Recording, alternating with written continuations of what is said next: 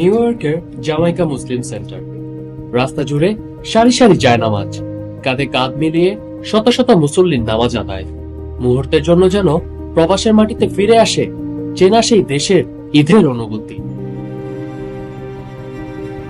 কিন্তু এই আনন্দের আড়ালেও আছে ভিন্ন এক বাস্তবতা, চাকরি। বিদেশের মাটিতে ঈদের আরেক নাম। নামাজ শেষে অনেকেই ফিরতে পারেন না পরিবারের কাছে।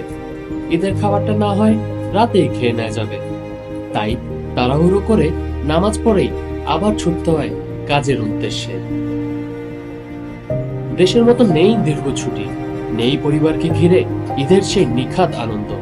প্রবাসে এই বাস্তব জীবনে উৎসব যেন হয়ে গিয়েছে এক দায়িত্বের অংশ।